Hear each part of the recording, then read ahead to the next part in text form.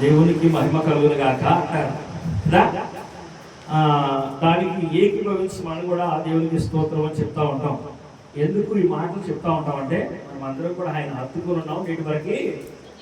అదేనా చెప్పబడింది ఉపదేశకాండం 4:4లో 4:4 ఏమో రాయబడింది, నీ దేవుడైన యెహోవాను హత్తుకొని మీరందరూ నేటి వరకు సజీవులై ఉన్నారు. మనమందరం నేటి వరకు సజీవులు ఉన్నాం కాబట్టి సమయం అనక అసేవం అనక ప్రతి సమయంలో కూడా దేవుణ్ణి స్తుతించేవాడిగా, దేవుని మహిమపరిచేవాడిగా మనము ఉండాలి. అది మొట్టమొదటి మనకి వచ్చే గొప్ప ఆశీర్వాదానికి కారణమైన రుజువు కనుక ఈ విషయంలో మీరందరూ కూడా దేవుని మహిమపరచాలని కోరుకుంటూ మరి కొద్ది నిమిషాలు దేవుని వాక్యాన్ని ధ్యానం చేసుకుందాం. దేవుని వాక్యం కీర్తన గ్రంథము 105వ అధ్యాయము వచన భాగము 42 చదువుకుందామా. 105:42.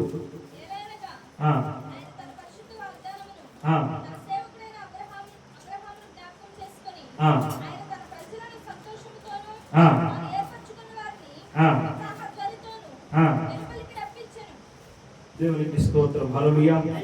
చిన్న ప్రార్థన చేసుకుందాం. మహాపరిశుద్ధుడు అయిన తండ్రి, ప్రేమ కలిగిన యేసయ్య, దయగలిగిన తండ్రి, నీకు వందనాలు, స్తుతులు, స్తోత్రాలు ప్రభువా. ఈ మధ్యాహ్న సమయంలో ప్రభువా, ఈ పునరుత్థాన దినాన్ని ఆయన మీరు మీ మాట చేత బలపరచడానికి నాయన చేరి ఉన్న మా ఎల్లరితో మీరు మాట్లాడదలిసి ఉన్న ఈ వాక్యాన్ని బట్టి నీకు స్తోత్రం యేసయ్య. ఈ వాక్యము ద్వారాగా, ఏ ఆత్మీయ ఆహారము ద్వారాగా మమ్మల్ని జీవింప చేయనై ఉన్నారో ఆయన అట్టి వాక్యాన్ని జీవాహారాన్ని మేము భుజించే వారికి సహాయం దయచేయండి. వినగలిగిన చెవిని గ్రహించగలిగిన మనసును మాయలకు దయచేయండి. మొట్టమొదట నీ వాక్యం పట్ల మా అందరికీ ఆశను దయచేయండి ప్రభువా. దుప్పి నీటి వాగుల కొరకు ఆశపడినట్లు దేవా, నీ కొరకు నా ప్రాణం తృష్ణపడుతుందని దావి చెప్తున్నాడు ప్రభువా.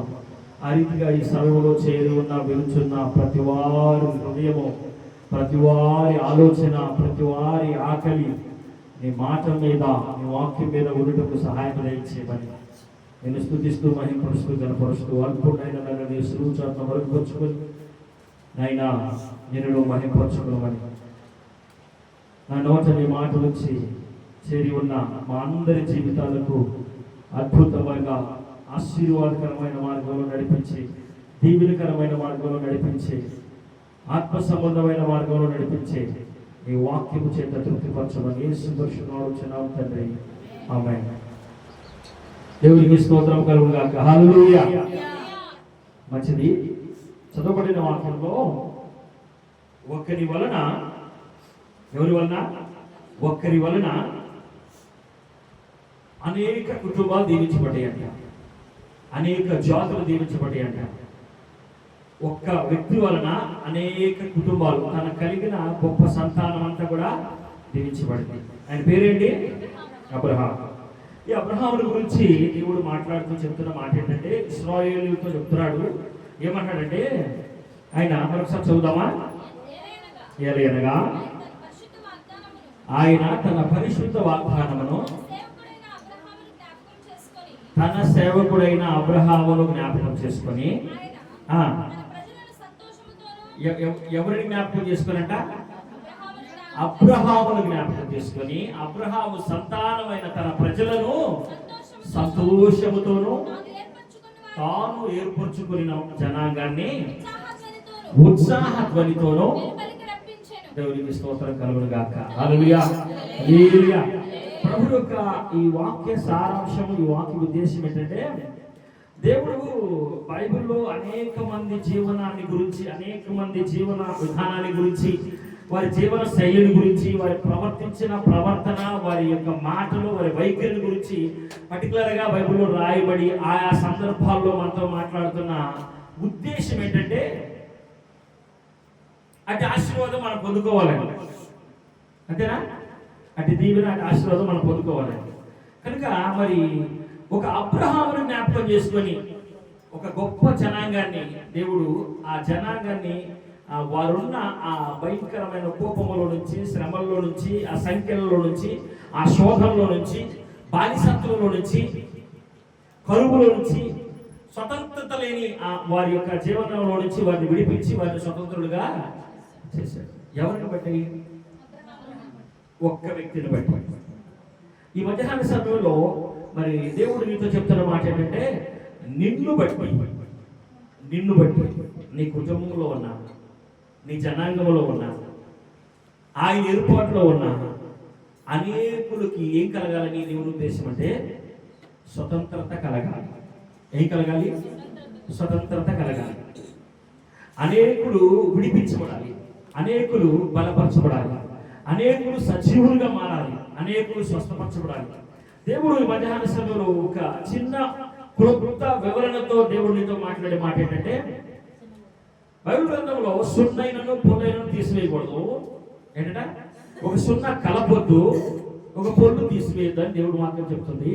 కనుక దేవుని వాక్యములో ఉన్న వారి యొక్క జీవనములో జరిగిన సందర్భాలను మనం జ్ఞాపకం చేసుకుంటే, ఒక వ్యక్తిని బట్టే ఆ వ్యక్తి దేవునికి ఇష్టడుగా మారిన దాన్ని బట్టి అతని యొక్క సంతానాన్ని లక్షల మందిని దేవుడు శ్రమ నుంచి విడిపించాడు, బానిసత్వం నుంచి విడిపించాడు.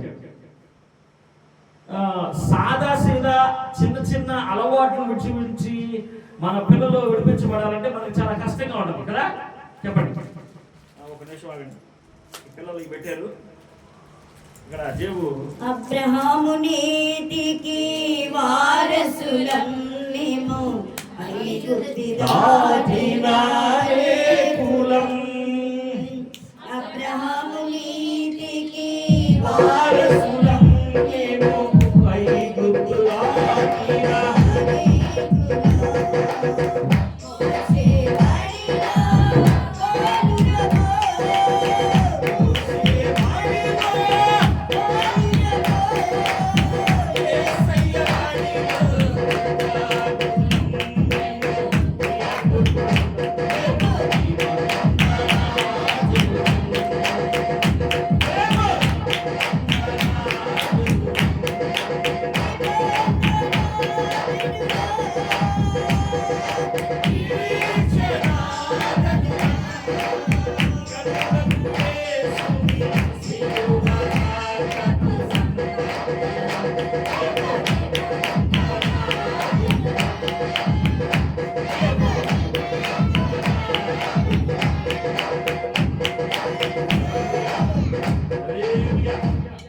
ఎవరంట? నిబంధన జనులంట. మరి దేవుని ఏర్పాటులో ఉన్న, నీ కుటుంబంలో ఉన్న, నీ యొక్క రక్త సంబంధికులుగా ఉన్న ఆయన నిబంధన జనులను విడిపించటానికి దేవుడు నిన్ను ఏర్పాటు చేసుకున్నాడని మధ్యాహ్న సభలో చెప్తున్నాడు. ఎవరిని? నిన్ను. మనము ఈ మధ్యాహ్న సమయంలో ప్రేమతో ఆయన నీతో చెప్పే మాట ఏంటంటే, చక్కని మాట ఏంటంటే, నిన్ను ఒక ఆశీర్వాదకరమైన దీవెనకరమైన వ్యక్తిగా, అనేకులకు దీవెనకరమైన వ్యక్తిగా మార్చాలన్నది ఆయన ప్రణాళిక. అనేకులకి రమ్యమైన వ్యక్తిగా, ఆకర్షణీయమైన వ్యక్తిగా నిన్ను మలచాలనేది ఆయన ప్రణాళిక. ఒక శిల్పి, ఆ శిల్పకారుడు ఒక శిల్పిని చెక్కే విధానంలో ఆయన ప్రతి చిన్నదాని విషయంలో కూడా చాలా జాగ్రత్తలు తీసుకుంటాడు కదా. శిల్పాన్ని చాలా చక్కగా, అందంగా, రమ్యంగా చెక్కాడు. విలువైన రాతిని తీసుకొని చెక్కాడు. ఆ చెక్కేటప్పుడు ఆయన ఒక కన్ను సరిగా చెక్కలేదనుకో, ఒక కన్ను చెక్కడం మర్చిపోయాడు అనుకో, అంత విలువైన రాయి, అంత కష్టపడి చెక్కిన శిల్పానికి విలువనిదా? అట్లాగే నీ జీవితంలో ఆయన నిన్ను అనేకులకు ఆశీర్వాదకరంగా, అక్కడ చెప్పారు, రాయబడింది. ఇది మీరు నమ్ముతున్నారు, అందుకనే దీని గురించి మీరు పాటలు పాడుతున్నారు, ప్రార్థన చేస్తున్నారు. అబ్రహాముల గురించి, వారి సంతానమైన ఆయన సంతానాన్ని గురించి అనేక సందర్భాల్లో మనం వింటూ ఉన్నాం, అది నమ్ముతూ ఉన్నాం. మంచిదే కదా. నమ్మేరే నమ్ముతలేదా? అబ్రహామును బట్టేనా వారు విడిపించబడింది కదా. ఈరోజు నిన్ను బట్టే రక్షించబడిన నిన్ను బట్టి నీ కుటుంబంలో గొప్ప మేలు జరగాల, గొప్ప దీవెన కలగాల, గొప్ప ఆశీర్వాదం కలగాల. ఎంతో గొప్ప మేలుతో నిన్ను నింపాలనుకున్నాడు ఆయన ఉద్దేశం ఏంటంటే నిన్ను బట్టి నీ కుటుంబాన్ని పోషించాలనుకున్నాడు. నిన్ను బట్టి నీ కుటుంబంలో ఉన్న రోగస్తులు స్వస్థపరచబడాలనుకున్నాడు. నిన్ను బట్టి మరి నీ కుటుంబంలో ఉన్న బానిసలుగా ఉన్న, లోకానికి బానిసలుగా ఉన్నా, మత్తు పదార్థాలకు బానిసలుగా ఉన్నా, లేదా మరొకటి దేనికైనా వారు కుటుంబ క్షేమాభివృద్ధికి హానికరమైన వాటికి బానిసలుగా ఉంటే వాటి నుంచి విడిపించాలనుకుంటున్నాడు. మనం ఏం చేయాలా? గుడ్డి కన్ను సరిపోలేగా ఉండాలా? లోపంలో సరిపోలేగా ఉండాలా? దేవునికి స్తోత్రం, హల్లెలూయా. ఆయన ఒక ముద్దను తీసుకొని ఆయా ముద్దలో నుంచి అనేకమైన పాత్రలు చేస్తాడు. ఆ ముద్ద మీద ఆయనకి ఎవరికి అధికారం ఉందా లేదా? అధికారం ఉంది. కుమ్మరివారికి మట్టి మీద అధికారం ఉంది కదా. అతను ఇష్టం వచ్చింది చేస్తాడు. సాయి మీద పెట్టినాక తనకి హృదయంలో ఏది తోచుద్దో దాని పని అవసరం కొరకు ఆ పనిముట్టు తయారు చేస్తాడు. నిన్ను ఎందుకు ఈరోజు ఈ రీతిగా ప్రభు సన్నిధిలో ఉంచి వాక్యం వినిపిస్తున్నాడంటే, అబ్రహాము తన జనాంగానికి, అబ్రహాము తన వారసులకు ఆశీర్వాదకరంగా నిలబడ్డాడు. నేడు నీవు నీ కుటుంబానికి ఆశీర్వాదకరంగా ఉండాలి అని ప్రభు జ్ఞాపకం చేస్తూ ఉన్నాడు. అబ్రహాము దేవుని నమ్మెను, అది అతనికి నీతిగా ఎంచబడింది. ఈ విషయాన్ని మనం జ్ఞాపకం చేసుకోవాలి. అబ్రహాము తన కుటుంబానికి దీవెనకరంగా ఉండటానికి తానేమి ఒక్కరోజు నమ్మకంగా లేడు. ఒకరోజు నమ్మకంగా లేడు. అబ్రహామును కూడా ఎల్లొద్దురన్న ప్రాంతానికి వెళ్ళాడు. దానివల్ల అబ్రహాము కొన్ని సమస్యలు తెచ్చుకున్నాడా లేదా? కాబట్టి మరి అబ్రహామును దేవుడు ప్రేమించి అబ్రహామును విశ్వాసులకు తండ్రిగా చేసి అబ్రహామును చాలా శ్రేష్టమైన ఒక మూల పురుషుడిగా చేసిన దేవుడు అబ్రహాములో ఉన్న దేవుడు చేయొద్దన్న పని చేసిన వాటి విషయంలో కూడా ఖండించాడు, గద్దించాడు, దానికి శిక్ష కూడా విధించాడు. కాబట్టి మనం ఆయన జీవనంలో, ఆయన జీవన శైలిలో మనం నేర్చుకోవలసిన సందర్భాలు కొన్ని ఉంటాయి. ఈరోజు ప్రభు చెప్తున్న మాట ఏంటంటే, నమ్మితే దేవుని మహిమ నీవు చూస్తావు. ఏంటంట? నమ్మితే దేవుని మహిమ చూస్తావు. దేవుడు ఎలా నిన్ను లేపాలనుకున్నాడు. ఎక్కడ లేపాలనుకున్నా అంటే, నీ విశ్వాసం మృతమైపోయింది, నీ నమ్మకం మృతమైపోయింది, నీ చూపు పలు విధాలుగా పరిగెడుతుంది కాబట్టి దేవుడు నిన్ను లేపాలనుకున్నాడు. ఆయన లాజరును లేపాలనుకున్నాడు, వెళ్ళి వారి కళ్ళు తెరిపించాడా లేదా? ఈరోజు ప్రభు నీతో మాట్లాడుతున్న మాట ఏంటంటే, నిన్ను ఆయన లేపాలనుకుంటున్నాడు. నిన్ను ఆయన లేపాలనుకుంటున్నాడు. ఆయన ప్రభు వారు అక్కడికి వెళ్ళాక మార్తా మరియతో ఏం చెప్పాడు? నమ్మితే దేవుని మహిమ నమ్మితే దేవుని మహిమ చూస్తాను. నువ్వు నమ్మాలా? నీవు నీ కుటుంబానికి ఆశీర్వాదకరంగా ఉండాలని నువ్వు నమ్మాలి. మొదట నువ్వు నీ కుటుంబానికి ఆశీర్వాదకరంగా, నన్ను బట్టి నా కుటుంబాన్ని జ్ఞాపకం చేసుకోయా అనే విధంగా నీ భక్తి ఉండాలి. నన్ను బట్టి నా కుటుంబాన్ని నువ్వు జ్ఞాపకం చేసుకోవయ్యా అనే ఆ భక్తి జీవన విధానం మనకు ఉండాలి. మీకు ఒక మాట చెప్తాను. దావీదుతో దేవుడు నిబంధన చేశాడా? నువ్వు దావీదు మర్చిపోయినా నేను మర్చిపోను అన్నాడు. ఆయన నిబంధన చేసి మర్చిపోయేవాడు కానే కాదు. ఆయన అద్భుతకరుడు, ఆలోచనకర్త, సమాధానకర్త. ఆయన మాట తప్పని వాడు, మారని వాడు. ఆయన ఈరోజు నీతో చెప్తున్న మాట, నీకు నేను ఎప్పుడో ఒక నిబంధన చేశాను, నేను ఆ నిబంధనను జ్ఞాపకం చేసుకుంటూనే ఉన్నాను. కానీ నీవు ఆ నిబంధనకు యోగ్యుడిగా, ఆ నిబంధనకు నిలబడి నేను నీకు ఇచ్చే ఆశీర్వాదాన్ని నీవు అనుభవించే రీతిలో వ్యర్థం చేయకుండా, దాని విలువ తగ్గిపోకుండా దేవుడు నీకు ఇచ్చే గొప్ప బహుమానాన్ని, గొప్ప ఆయన మహాకృపను నీకు అనుగ్రహించబోతుండగా, నీవు దానికి అది ఎవరి వలన అనుగ్రహించబడిందో దాన్ని నువ్వు ప్రజెంట్ చేసే విధానంలో నువ్వు లేవంటాడు దేవుడు. అదొక నీ కలిగిన ఏదైనా, ఇది నాకు కలిగింది, దేవుని వల్ల కలిగింది అని నువ్వు ప్రజెంట్ చేయలేని పరిస్థితుల్లో ఉంటే దేవుడు నీకు, నేను ఎవరికైనా ఏదైనా ఇచ్చానంటే నేను ఇచ్చాను, నా బిడ్డకి నేను ఏదైనా ఒక మంచి విలువైన దాన్ని ఏదైనా కొనిచ్చానంటే దాన్ని విలువైన దాన్ని తను కాపాడుకుంటూ, ఇదిగో మా నాన్న నాకు ఇచ్చాడు అనే విధానాన్ని అతను ప్రజెంట్ చేయకపోతే నేను దాన్ని అతను కొనిస్తానా? చెప్పండి, కొనిస్తానా? కొనియండి. ప్రభు మాట్లాడుతున్న మాట ఏంటంటే, దేవుని వలన నాకు అనుగ్రహించబడింది అని నువ్వు ప్రజెంట్ చేయకపోతే, నీకు ఆ విధానం అంటే ఆయనకు అసలు ఆ విశ్వాసం రాకపోతే, ఆ నమ్మకం ఆయనకు కలగకపోతే, మనం ఏమీ చేయలేము, ఆయన ఏం చేయలేడు. కాబట్టి జ్ఞాపకం చేసుకోవాలి. నేను కొన్ని సందర్భాలు ఎక్కువగా మాట్లాడటానికి ఇష్టపడతాను. ప్రభు అన్నాడు, నీకు ఇష్టమైతే ప్రభు దగ్గరికి వచ్చి వాళ్ళిద్దరు ఏమన్నారు, నీకు ఇష్టమైతే మమ్మల్ని శుద్ధులుగా, నాకు ఇష్టమే. ఆయన ఏం చెప్పాడంటే, చాలా మంది బాగు చేసి మీరెవరితో ఏమి చెప్పుకోకండి సుమి, మీరు వెళ్ళి యాజకులకి సాక్షార్థమే మీ దేహాన్ని కనుపరుచుకోండి అని అన్నాడు. కానీ వీళ్ళు వాళ్ళ మనసును ప్రభు ముందే ఎరిగాడు. వీళ్ళు ఏం చేశారు, అనేకులకు చెప్పారా చెప్పలేదా? ఏమని చెప్పారు? దేవుని వల్ల మాకు స్వస్థత అనుగ్రహించబడింది, దేవుని వల్ల మాకు అద్భుతం అనుగ్రహించబడింది, దేవుని వల్ల మాకు ఇది అనుగ్రహించబడింది, దేవుని వల్ల మాకు ఇది నీ జీవితంలో నీవు ఇప్పుడు అనుభవించే ప్రతీది కూడా ఆయన వల్ల, ప్రభు వలన నీకు అనుగ్రహించబడింది. ఇది మొట్టమొదటిగా మనం నేర్చుకోవాల్సిన గొప్ప మెట్టు. ఈ మెట్టు మీద మనం నిలబడితే మన జీవితంలో ఇంకా అనేకమైన ఆశీర్వాదాలు పొందుకోగలం.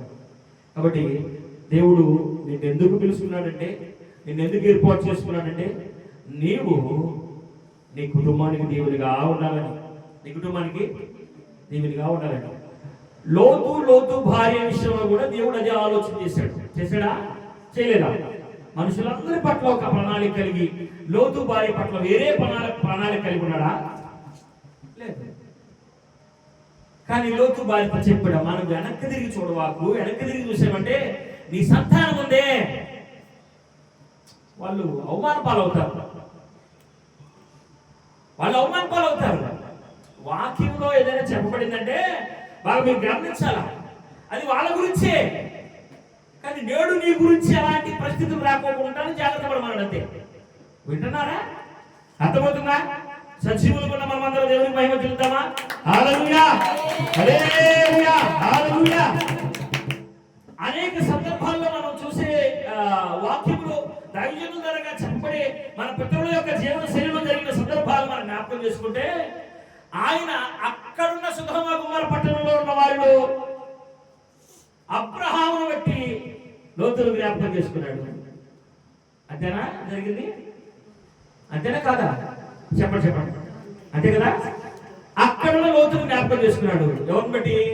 అబ్రహామును బట్టి. అక్కడున్న లోతును జ్ఞాపకం చేసుకొని ఆ లోతును విడిపించడానికి వెళ్ళాడు ఆయన. ఆ లోతుకు చెప్పాడు, లోతు భార్యతో, లోతు పిల్లలతో చెప్పాడు, మీలో ఎవ్వరు కూడా వెనక తిరిగి చూడదు. మీలో ఎవరు కూడా వెనక తిరిగి చూడదు. చూసారా? అక్కడ ఒకటి ఉంది, నేటి వరకు కూడా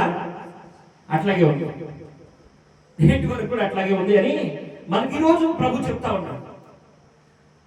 నీవు అబ్రహామును బట్టి ఆయన గొప్ప జనాంగాన్ని బానిసత్వం నుంచి విడిపించాడు, వారిని వాగ్దాన దేశానికి నడిపించాడు. వారి జీవనంలో, వారి ప్రయాణంలో కలిగిన అనేకమైన ఆపదల్లోనూ, అనేకమైన కరువులు, కష్టంలో కూడా ఆయనే వారిని విడిపించాడు, పోషించాడు, సంరక్షించాడు, నడిపించాడు. వారి ప్రయాణంలో కష్టాలు కలిగినాయి, కానీ ఆయన నడిపించాడు, ఆయన విడిపించాడు. ప్రభు చెప్పేది ఏంటంటే, నువ్వు ప్రభువు అడుగుజాడల్లో వెళ్తూ ఉంటే నీ కరువు రావచ్చు, కష్టం రావచ్చు, ఇబ్బంది రావచ్చు, అది నువ్వు ఎదుర్కొనొచ్చు, నీ కంటికి కనపడవచ్చు, కానీ వాటన్నిటి నుంచి నిన్ను దాటించేవాడు ఆయనే. నీతిమంతులు కలుగు ఆపదలనే కవులు వాటన్నిటిలో నుంచి విడిపించేవాడు ఆయనే.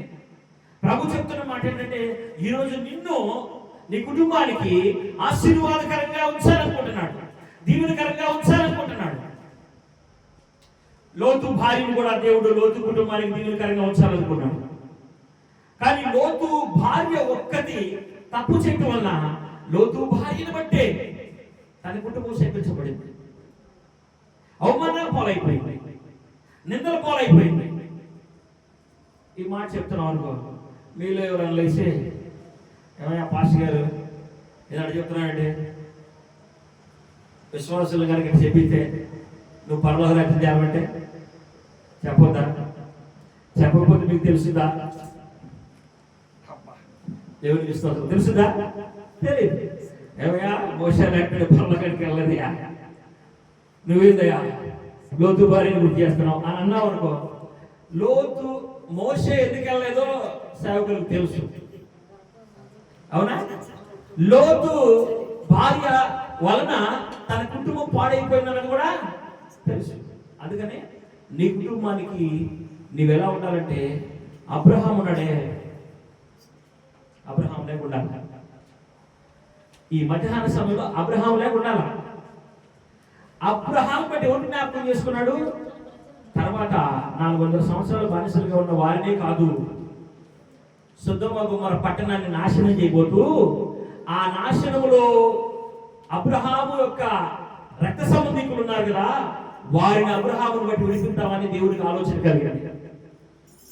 నువ్వు చేసే ప్రార్థన బట్టి, నువ్వు చేసే భక్తిని బట్టి, నువ్వు చేసే ఆరాధన బట్టి, దేవుడికి నీకు ఉండే ఇష్టాన్ని బట్టి, నీకు ఆయన మీద కలిగే ఇష్టం, నీకు మీరిద్దరు కలిగిన ఆ ఆలోచన విధానాన్ని బట్టి, ప్రభుత్వం నువ్వు కలిగి ఉన్న ఆ యొక్క రిలేషన్ బట్టి, ఆత్మ సంబంధమైన రిలేషన్ బట్టి, నిన్ను బట్టి ఎక్కడో ఉన్న కరువులో ఉన్న, కష్టంలో ఉన్న, ఇబ్బందుల్లో ఉన్న, శ్రమల్లో ఉన్న, సంఖ్యల చేత ఉన్న, ఇంకా మరి ఏ ఇబ్బందుల్లో మనుషులు ఎవ్వరు కూడా వారిని ఓదార్చలేరనే పరిస్థితుల్లో ఎవరైనా రక్త సంబంధికుల్లో బంధువులు ఉన్నారనుకో, నువ్వు ఇక్కడ నుండి ప్రార్థన చేస్తే వారిని అక్కడ విడిపిస్తాడా? విడిపించడా? నమ్ముతున్నారా? దేవుడు అబ్రహాం అంత వ్యక్తిగా నిన్ను అభిషేకించాడంటే, ఆనాడు అబ్రహాం ఎంత ప్రాముఖ్యమో ఈనాడు నువ్వు అంత ప్రాముఖ్యం. అబ్రహాము వారి జనాంగానికి ప్రాముఖ్యం. అబ్రహాము వారి జనాంగానికి ఒక శకపురుషుడిగా ఉన్నాడు. ఈరోజు నిన్ను కూడా దేవుడు ఒక ప్రత్యేకమైన రక్షకుడిగా, నీ కుటుంబానికి, నీ కుటుంబం కొరకు ప్రార్థన చేసే మంచి యోధుడుగా వచ్చాడు. అది దేవుని యొక్క గొప్ప ప్రణాళిక. ఈ ప్రణాళికను మర్చిపోయి మనము వెనుదిరిగి చూసేవారిగా ఉంటే ప్రభువుకి మహిమ రాదు. దేవుని వాక్యం సెలవిస్తా ఉంది, నన్ను గణపరచువారు నేను గణపరుస్తాను, నన్ను మహిమపరచువారు నేను మహిమపరుస్తాను. ఈ మధ్యాహ్న సమయంలో కొద్ది వాక్యం, క్లుప్త వాక్యం ఎక్కువగా మాట్లాడటం వలన, మరి ఎక్కువ సమయం తీసుకోవటం వలన ముందున్న వాక్యాన్ని మర్చిపోతూ ఉంటారు, మూల వాక్యాన్ని మర్చిపోతూ ఉంటారు. కొద్దిగా అనానుకూలంగా కూడా ఉంది కాబట్టి నేను క్లుప్త వాక్యంతో ముగిద్దాం అనుకుంటాను. ప్రభు ఒకటే నాకు చెప్పిన మాట ఏంటంటే, మీరు చెప్పమని, ఆ రోజు నేను అబ్రహాంని ఏ విధంగా ప్రేమించాను, ఈరోజు మిమ్మల్ని అంతగా ప్రేమించాను. నీ ప్రార్థన బట్టి ఆయా ప్రాంతాల్లో ఉన్న నీ రక్త సంబంధికుల్ని దర్శించాలనుకుంటున్నాను. ఆయా ప్రాంతాల్లో దూరస్తులుగా ఉన్న వారిని నేను ప్రేమించి వారికి విడుదల కలుగు చేయాలనుకుంటున్నాను. సంఖ్యలలో, సమస్యల్లో, శోధనలో, ఇరుకుల్లో, ఇబ్బందుల్లో, శ్రమల్లో, నిందల్లో, అవమానాల్లో ఉన్నవారిని విడిపించి స్వతంత్రులుగా చేయాలనుకుంటున్నాను. ప్రభు ప్రేమపూర్వకంగా ప్రభు పేరున మీద చెప్తున్నాడు. నీకు వాగ్దానం చేశాడు, నీవు అటు ఇటు చూడొద్దు, నువ్వు దేవుని వైపు చూడు. అబ్రహాము అటు ఇటు చూశాడు, దేన్ని కూడా దేవుడు అంగీకరించాడా? ఇస్మాయిల్ దేవుడు అంగీకరించాడా? అంగీకరించాడా? అందువల్ల చాలా సమస్యలు కూడా నేటి వరకు మనము చూస్తూనే ఉన్నాం. కాబట్టి మరి మనం నమ్ముకున్న దేవుని వాక్యంలో రాయబడిన మాటల్లో స్పష్టంగా దేవుడు నీకు తెలియపరుస్తున్నాడు, నా మీద ఆధారపడు, నేను నిన్ను పోషిస్తాను అని అన్నాడు. చూడండి, ఒక మాట ఆ యెషయా గ్రంథంలో మనం ఎక్కువగా చదువుకుంటూ ఉంటాం, వింటూ ఉంటాం. ఎవరి మనసు ఎవరి మనసు నీ మీద ఆనుకున్ననో వారిని పూర్ణ శాంతి గలవానిగా కాపాడదు. మళ్ళీ ఒకసారి ఈ వాక్యాన్ని చూద్దామా? ద్వితీయోపదేశకాండం 6వ అధ్యాయం 4వ వచనం చూద్దామా? ద్వితీయోపదేశకాండం 6:4 చదువుకొని వాక్యాన్ని పంచుకుందాం. 6:4 ఇశ్రాయేలు వినుము, మన దేవుడైన యెహోవా అద్వితీయుడగు యెహోవా నీ పూర్ణ హృదయముతోనూ, నీ పూర్ణ ఆత్మతోనూ, నీ పూర్ణ శక్తితోనూ, నీ దేవుడైన యెహోవాను ప్రేమింపవలెను. ఎవరు ప్రేమిస్తారు? చెప్పండి, ఆయన చూడండి. ఎవరిని ప్రేమిస్తారు? దేవుడిని ప్రేమించాలి. ఎలా ప్రేమించాలా? పూర్ణాత్మతో, పూర్ణ శక్తితో, పూర్ణ బలముతో. ఆయన నీకు ఇచ్చిన పూర్ణ బలము, పూర్ణ శక్తి, పూర్ణ ఆత్మ కలిగి ప్రభుని ప్రేమించాలి. నువ్వు ఆయన ప్రేమిస్తే ఏం చేస్తావు తెలుసా? మనం ఆయన ప్రేమిస్తే ఆయనకి ఇష్టలుగా ఉంటాం. ఎలా ఉంటామో తెలుసా? ఆయనకి నీవు నీ భర్తను ప్రేమిస్తే నీ భర్తకి ఇష్టమైన వంటలు వండుతావు, నీ భర్తకి ఇష్టమైనట్టుగా నీవు ఉంటావు. అట్లాగే దేవుడిని నువ్వు ప్రేమిస్తే దేవుడు నీ సౌందర్యాన్ని కోరుతున్నాడు కదా, కోరుతున్నాడా లేదా? నీ ఆత్మీయ సౌందర్యాన్ని ఆయన కోరుతున్నాడు కదా. నీ ఆత్మీయ సౌందర్యాన్ని నువ్వు అలంకరించుకొని ఉంటే ప్రభుకి ఎస్తేరు ఎంత ఇష్టరాలుగా ఉందాం రాజుకి ఈరోజు దేవుడికి నీవు అంత ఇష్టరాలుగా అంటావు. కాదయ్యా, వస్తీని పిలిచాడు. ఎవరిని? వస్తీ. ఎవరు పిలిచాడు? వస్తీ. రాణిని నా దగ్గర తీసుకురాని అన్నాడు. రాణి ఏమంది? నేనేమన్నా నర్తకినా? నా సౌందర్యాన్ని రాజు దగ్గర ప్రదర్శిస్తానికి లేకపోతే మరొకరు చూపించడానికి, రాజు మాట్లాడటానికి నేను నర్తకిని కాదు, నేను రాణిని అంటే. ఆ రాణిని మార్చే అధికారం ఎవరికి ఉంది చెప్పండి? ఉందా లేదా? రాజును మార్చే అధికారం ఉందా రాణికి? లేదే లేదు. రాజుకు ఉంది. ఆ మాట చెప్పగానే వాళ్ళు వచ్చిన వాళ్ళు అందరూ ఏమన్నారంటే, అయ్యా ఈరోజు రాణి అని మాట వినకపోతే మా భార్యలో మా మాట వింటారా? విన్నారా? రాణి గారు నీ మాట లేదు, మంత్రి గారి భార్య మంత్రి గారి మాట ఉందో, మరొకరి భార్య మరొకరి మాట ఉందో, ఈ రాణి గారి వల్ల మాకు రాజ్యానికి ఏదో తిప్పలు వచ్చేటట్టుందయ్యా అని పొందుతున్నారంట. ఏం చేద్దాం చెప్పండి అన్నాడంట. ఏం చేద్దాం చెప్పంటే ఏమన్నాడు తెలుసా? రాణిని తీసుకెళ్ళి గత రాజులు ఉన్నారు కదా, వారి కోసం కట్టించిన సేవలు ఉన్నాయి కదా, అందులో పడేయండి, ప్రకటన చేయండి, నాకు రాణి కావాలన్నాడంట. అర్థమవుతుందా? అక్కడికి వచ్చి నిలబడ్డారు. రాజు మనసుని మెప్పించి రాజు మనసుకు నచ్చిన ఆ వ్యక్తిగా ఒక వ్యక్తి మిగిలింది. ఎవరామే? ఎస్తేర్. ఈరోజు ప్రభు ఆయన నిన్ను పిలుస్తున్నాడు. నీవు అబ్రహాం లేకుంటావా? ఇంకా చెప్పండి. లోతు భార్య లేకుంటావా? ఆయనైతే అబ్రహాం లేకుంటే నిన్ను ప్రేమిస్తాడంట. ఆయనైతే మార్త మరి లేకుంటే నిన్ను ప్రేమిస్తాడంట. ఆయన నీ యొక్క విశ్వాస జీవితాన్ని లేపాలనుకుంటున్నాడు.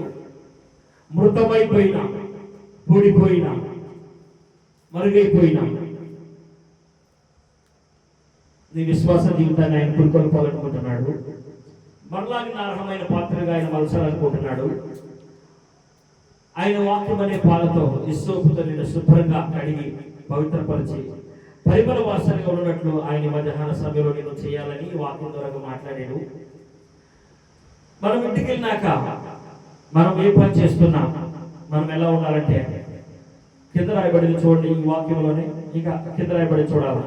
నీవు ఎలా ఉండాలో చక్కగా ఇందులో రాయబడింది. ఇది కలిగి ఉంటే దేవుడు నచ్చినట్లుగా నీవు ఉంటావు. నేడు నేను నీకు ఆజ్ఞాపించు ఈ మాటలు నీ హృదయంలోనూ ఉండవలెను. నీవు నీ కుమారులకు వాటిని అభ్యసింపచేసి నీ ఇంట కూర్చుండునప్పుడును, త్రోవను నడుచునప్పుడును, పండుకొనినప్పుడును, లేచినప్పుడును దేవునికి స్తోత్రం కలుగును గాక. హల్లెలూయా, హల్లెలూయా. పనికి మానలారా నాకు పొద్దున లేచి ఎవరన్నా పనికి మానలాగా చేశాడు దేవుడు? చెప్పండి. పనికి మానలాగా చేశాడు దేవుడు నన్న? పనికి మానలా అట్లారా, పనికి మానలా అట్లాగా చేశారు దేవుడు అన్న? మరొక భాష మాట్లాడుతూ ఉంటాం కదా తల్లిదండ్రులుగా, అది చేశాడు దేవుడు. కొంచెం కోపం కదా, తగ్గించుకుంటే మంచిది. పిల్లలకి ఉదయకాల దీవెనలు అయ్యి, మనం ఇచ్చే దీవెనలు అయ్యి రెండోది. పిల్లలు కూడా ఒకటి నేర్చుకోవాలా. అందరూ ఏనమ్మా, పిల్లలు కూడా ఒకటి నేర్చుకోవాలా. ఉదయాన్నే తల్లిదండ్రులకు నచ్చినట్లుగా లేచి మీరు వాళ్ళకి తగిన సహకారాన్ని కలిగి ఇస్తే వారు మిమ్మల్ని పొద్దున్నే దీవిస్తారు. మీరు లేకపోకుండా అలాగే ఉండి అన్నారనుకో, వాళ్ళు పనికి మాలిన వాళ్ళు అంటారు, ఇంకేమన్నా అంటారు. ఆ దీవెనలు మరి ఒకవేళ ఏదైనా అనుభవించబడింది అనుకో, రేపు భవిష్యత్తులో అది బాధగా ఉంటుంది. కాబట్టి ఎలా ఉండాలి పిల్లలు? తల్లిదండ్రుల మాట వినాలి. తల్లిదండ్రులు పిల్లలకి మంచి దీవెన వచ్చినాన్ని పలకాల. దేవునికి స్తోత్రం కలుగును గాక. హల్లెలూయా. ఏం చెప్పాలంట నువ్వు నీ పిల్లలకి? పండుకున్నప్పుడును, లేచినప్పుడును, నీ ఇంట కూర్చుండు వారితోను ఏమి మాట్లాడాలన్నాడు? ఈ నిబంధన మాట్లాడాలా. దేవుని మాట వినని కుటుంబంలో ఏ విధంగా ఉంది? లోతు కుటుంబం లేకుంది. దేవుని మాట విన్న కుటుంబం అబ్రహాం లేకుంది. అబ్రహామును బట్టి లక్షలాది మంది విడుదలయ్యారు. అది చెప్పాలా? అదేనా? అది చెప్పాలా? నీవు అబ్రహామును బట్టి, అబ్రహాము కుటుంబం, అబ్రహాము సంతానం లక్షల మంది శ్రమ నుంచి బానిసత్వం నుంచి విడుదల పొందారు అని చెప్తున్నావు, మంచిదే. ఒకవేళ మాట వినని వారి యొక్క భవిష్యత్తు ఏముండిద్దో చెప్పాలా లేదా? ఫెయిల్ అయితే ఏం చేయాలో కూడా తెలుసు కదా. పాస్ అయితే ఏమొచ్చిందో చెప్తున్నావు, ఫెయిల్ అయితే, ఆత్మీయతలో ఫెయిల్ అయితే మన పరిస్థితి ఎంతవరకు దిగజారిపోయింది చెప్పాలా? లోతుల గురించి చెప్పాలా, లోతు వారిని గురించి. అప్పుడే పిల్లలు తెలుసుకుంటారు. వెలుదిరికి చూడకూడదు విశ్వాసంలో అని. చిన్నపిల్లలు కదా, తెలుసా? తెలియదు. అందుకనే నీతి మంతులు 7 మార్లు పడిన తిరిగి లేపుస్తారంటే అది చెప్పేవాడు కావాలా? తిరిగి లేకపోవడా చెప్పాలా? నువ్వు తిరిగి లేకపోతే ఇదివర ఈ పాతాళం నీకోసం ఎదురు చూస్తున్నా చెప్పాలా? ఇదిగోమ్మ ఈ పాతాళం నీకు ఎదురు చూస్తున్నా చెప్పాలా? ఒక విశ్వాసి పరలోక రాజ్యానికి వెళ్ళి యేసుప్రభు దగ్గర ఒక వరం అడిగిందంట. అయ్యా అయ్యా నాకు ఒక వరం ఉందయ్యా అన్నట. బిడ్డ భూలోకంలో చక్కగా దేవునికి మహిమకరంగా ఇష్టంగా బతికింది కదా, నా బిడ్డ రాక రాక రాక రాక భూమిని విడిచి నా దగ్గరికి వచ్చింది, మహిమ ప్రవేశం చేసింది కనుక ఏం కావాలో కోరుకోమంటే ఏమీ లేదయ్యా, నేను ఉండు స్థానంలో నా కొడుకుండేటట్టు చెయ్యయ్యా అన్నట. యాకోబు తల్లను జబదీ కుమారులైన ఇతర తల్లి అడిగింది కదా, ఒకళ్ళు నీ పక్కన ఒకళ్ళు నా పక్కన పెట్టిపోయా అని అడిగిందట. అట్టకి ఏదో మళ్ళీ ఒక విశ్వాసం అక్కడికి వెళ్ళయ్యా, అయ్యా నాకు ఒక కోరిక ఉందయ్యా అన్నాడు.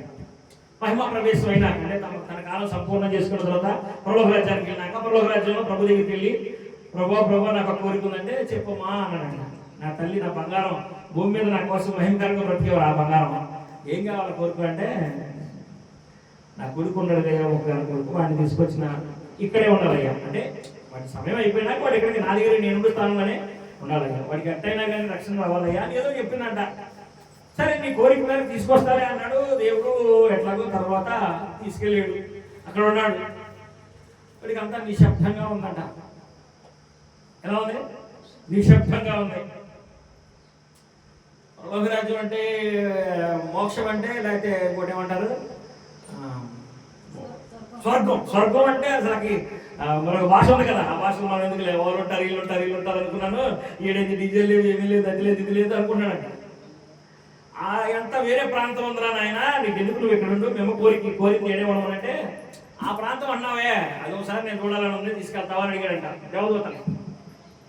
అన్నారా? ఆ పొగలు అవన్నీ ఉండే ప్రాంతం అని అన్నావు కదా, మంచి డీజేలు గీజేలు మంచి సౌండ్, నాకు సౌండ్ కావాలి, ఆడకి వెళ్ళాలి అనుకున్నానంట. అది కూడా చూడాలన్నా అంట. అంటే ఆ బుద్ధురా గమ్మి ఏడవడం అంది నిన్ను ఏడుస్తుల కోసం ఎన్నో ప్రయాసాలు పడింది, రెండురా అంటే లేదు నేను అక్కడ పోస్తానంట. సరే చూపిస్తాను, ఆడైతే ఆడ ఉందిరా అని చెప్పి తీసుకెళ్ళాడంట. అక్కడ నుంచి పొగ వస్తుందంట, ఆ ద్వారంలో నుంచి మంచి పొగ వస్తుందంట. లోన్ నుంచి ఒక డీజే సౌండ్ వినపడుతుందంట, ఈ స్పీకర్లో పోయే సౌండ్ వినపడుతుందంట. మనకు పెట్టిన దేవుడు పెట్టిన స్పీకర్లో పోయే సౌండ్ వినపడుతుందంట. వాళ్ళ అంత దూరంలో ఉండగా చూడగానే ఏందిరా మరి అక్కడికి వెళ్తావా ఇక్కడ ఉంటావా ఏం చెప్పు, నాకు టైం లేదు అని అన్నాడంట. అంటే పూర్తిగా నేను చెప్పలే, ఒక దైవజనుడు చెప్తున్నాను. వాడు అన్నాడంట, నువ్వు పోయి మా అమ్మకు చెప్పు నేను ఉంటానని చెప్పు, నువ్వు పోయి మా అమ్మకు చెప్పు నేను ఉంటాను అని చెప్పానంట.